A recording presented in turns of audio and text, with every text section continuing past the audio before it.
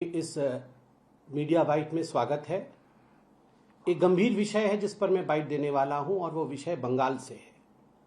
आप सभी ने सुना कि कुछ मिनटों पहले ममता बनर्जी जी ने बयान दिया है कि वह हारी नहीं है और वह इस कारण से इस्तीफा अर्थात रेजिग्नेशन नहीं देंगी, वो मुख्यमंत्री बनी रहेंगी। यह हास्यास्पद भी है और चिंताजनक भी है। यह चिंताजनक इसलिए है कि भारतवर्ष के लोकतंत्र में इस प्रकार की सुंदरता है। The democracy of India is known for the beauty कि जब सत्ता का हस्तांतरण होता है उस समय आजादी से लेकर अभी तक इस प्रकार की परिस्थिति कभी नहीं बनाई जाती है कि दो पार्टी आपस में उलझ जाए। बहुत ही सलीके से सम्मान के साथ जो मुख्यमंत्री या प्रधानमंत्री की हार होती है, जिस पार्टी की हार होती है, वो इस्तीफा देते हैं और ये सत्ता का हस्तांतरण बहुत ही शांति प्रिय तरीके से भारतवर्ष में होता आया है। विगत 75 वर्षों में, in the last 75 years, India is known for this phenomenal democratic effect of its in the whole world. पूरे संसार में भारत अपने इस लोकतांत्रिक संवैधानिक प्रक्रिया के लिए जानी जाती है। मगर आज ममता बनर्जी जी ने जो कहा है और जो किया है, मुझे दुख के साथ कहना पड़ रहा है, यह जो परंपरा भारतवर्ष की थी उसके ऊपर एक आघात है। यह भारतीय जनता पार्टी के ऊपर आघात नहीं है, यह आघात लोकतंत्र पर है। यह आघात भारत के कॉन्स्टिट्यूशन अर्थात बाबा साहेब अंबेडकर के संविधान के ऊपर है। आप चिंता करिए, कोई अकेला इलेक्शन बंगाल में नहीं हुआ था। 5 राज्य चुनाव में गए थे। बंगाल भी चुनाव में गया था, असम भी चुनाव में गया था, तमिलनाडु भी चुनाव में गई थी, केरल भी चुनाव में गया था, पुडुचेरी भी चुनाव में गई थी। हमने कल देखा पिनरई विजयन, शांति से उन्होंने जब परिणाम देखा, उन्होंने आराम से जाकर अपना इस्तीफा सौंपा। आज हमने देखा स्टालिन जो सीएम हैं तमिलनाडु के जो थे, आज उन्होंने जाके लोक भवन में, गवर्नर्स हाउस में अपना रेजिग्नेशन सौंपा। मगर ममता बनर्जी है कि वो कह रही है कि हम हारे नहीं हैं और हम रेजिग्नेशन नहीं देंगे। This is the sense of entitlement and anarchy. ये कहानी है अराजकता की और ये कहानी है एंटाइटलमेंट की। मैं ही रहूंगी, मेरे अलावा कोई और नहीं रहेगा। संविधान मेरे से शुरू होता है और मेरे पे खत्म हो जाता है। अगर मैं नहीं तो संविधान नहीं, मैं नहीं तो लोकतंत्र नहीं। मुझे ही केंद्र बिंदु में रखकर सत्ता चलेगी, अगर मैं नहीं तो सत्ता भी नहीं चलेगी। ममता जी को बहुत ही ससम्मान हम कहना चाहेंगे कि no one is indispensable in Indian democracy. Bharat के लोकतंत्र में कोई भी इंडिस्पेंसेबल नहीं है। जनता जनार्दन ही एक ऐसी शक्ति है जो इंडिस्पेंसेबल है।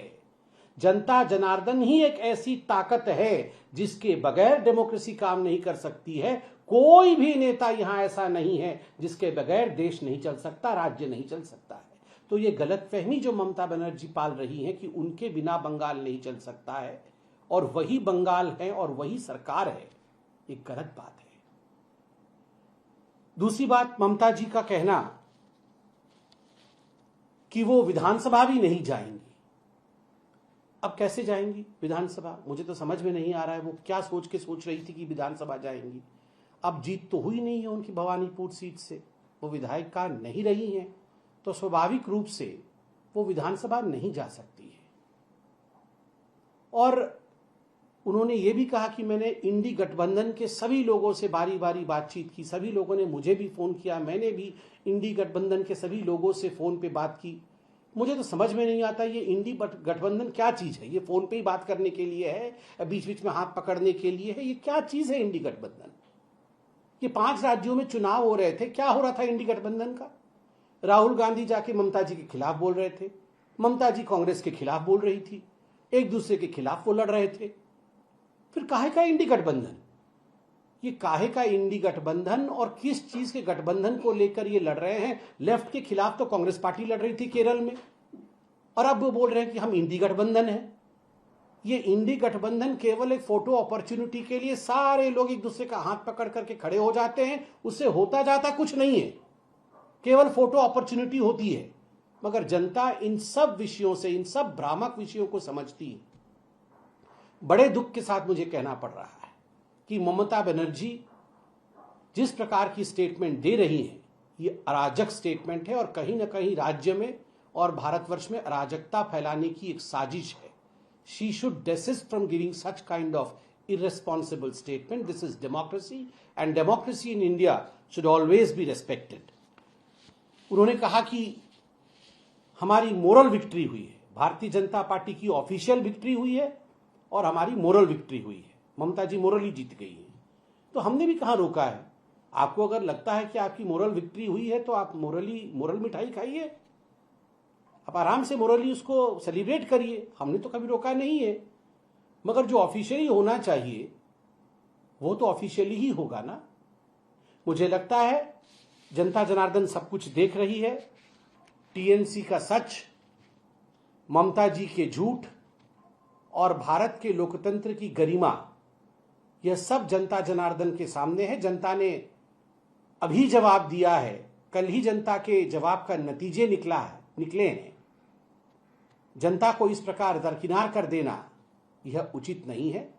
ममता जी, मुझे लगता है बंगाल की जनता और बंगाल की जनता की भावनाओं का कदर करेंगी। आसाम की यदि हम बात करें तो आसाम में कांग्रेस पार्टी के जितने विधायक जीते, सिर्फ एक को छोड़कर बाकी सारे के सारे मुस्लिम एमएलए हैं। इसको किस तरीके से देखते हैं? देखिए, उनके पार्टी का विषय है। उन्होंने जिसको टिकट दिया और तुष्टीकरण की राजनीति के कारण किसकी जीत होती है, ये उनके पार्टी का विषय है, वो बताएंगे। भारतीय जनता पार्टी ने सबका साथ, सबका विकास, सबका विश्वास और सबके प्रयास के साथ आसाम में जिस प्रकार का सघन परिश्रम किया और जिस प्रकार हेमंत बिश्व शर्मा जी के नेतृत्व में चुनाव लड़ा गया और जिस प्रकार माननीय प्रधानमंत्री नरेंद्र मोदी जी के विकास की गाथा के कारण आसाम आगे बढ़ा है। तीसरी बार हमारी सरकार बन रही है। दूसरे पार्टी के कौन से कैंडिडेट जीत रहे हैं, कौन से हार रहे हैं, इन विषयों से ऊपर उठ के भारतीय जनता पार्टी आसाम के विकास के लिए काम करेगी। सर, सुबह बीजेपी के जो बंगाल के नेता हैं उन्होंने डेट भी अनाउंस कर दी कि 9 तारीख को शपथ होनी है। अब ऐसे में एक जो बांध बन गया है जो प्रोसेस का लेके, अब इसको कैसे ये कह रहे हैं हम इस्तीफा नहीं देंगे और उधर बीजेपी के लिए कि हम 9 तारीख को शपथ लेंगे। देखिए, शपथ के डेट्स फॉर्मली अनाउंस होंगे। मुझे लगता है मेरा मैंडेट शपथ का डेट अनाउंस करना नहीं है, पार्टी उसे ऑफिशियल तरीके से करेगी। मगर देखिए, संविधान के जो निर्माता हैं उन्हें भी शायद पता होगा कि ऐसी भी स्थिति हो सकती है जैसा आज ममता बनर्जी जी ने किया है कि मैं इस्तीफा नहीं दूंगी। ऐसे सिचुएशन से बचने के लिए उन्होंने सभी प्रकार का मार्ग प्रशस्त रखा है संविधान में। भारत के संविधान में असेंबली का टेन्योर फिक्स होता है। जहां तक मैं जानता हूं 7 मई को बंगाल के विधानसभा का टेन्योर समाप्त हो रहा है। स्वाभाविक रूप से जब टेन्योर समाप्त हो जाता है तो जो मुख्यमंत्री रहता है वो मुख्यमंत्री और नहीं रहता है। गवर्नर के पास चुनाव आयोग से नई सूची आती है विधायकों की, कौन से पार्टी के कितने विधायक जीत के आए हैं, और जिसके पास संबल होता है अर्थात जिसके पास संख्या होती है, गवर्नर राज्यपाल महोदय उस पार्टी के लीडर को जो विधानमंडल द्वारा चयनित किया जाता है, चिन्हित किया जाता है, उनको बुलाया जाता है सरकार बनाने के लिए। ये सारी प्रक्रियाएं भारत के संविधान में स्पष्ट रूप से लिखी हुई हैं, स्पष्ट रूप से उद्धृत है और भारत संविधान के हिसाब से चलेगा।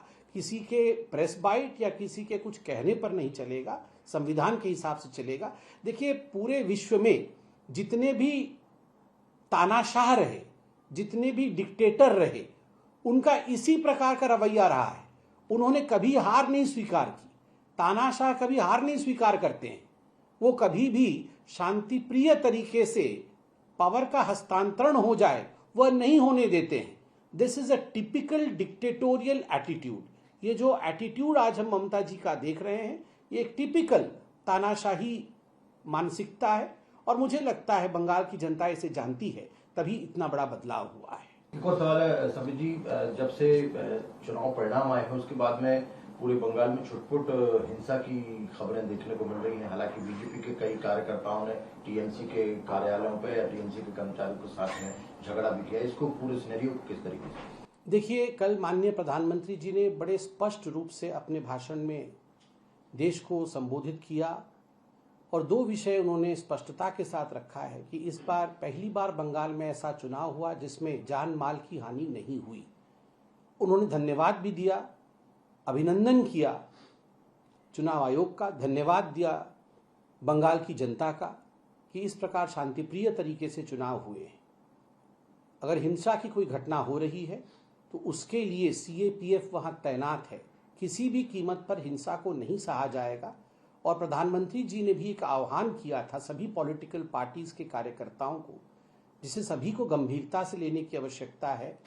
उन्होंने कहा था, आइए हिंसा छोड़कर हम सब एक ही मार्ग पर चले और वो मार्ग विकास का मार्ग होगा। वह मार्ग होगा बंगाल को कैसे सोनार बंगाल बनाया जाए, सोने का बंगाल बनाया जाए। उसी मार्ग पे हम सबको चलना है।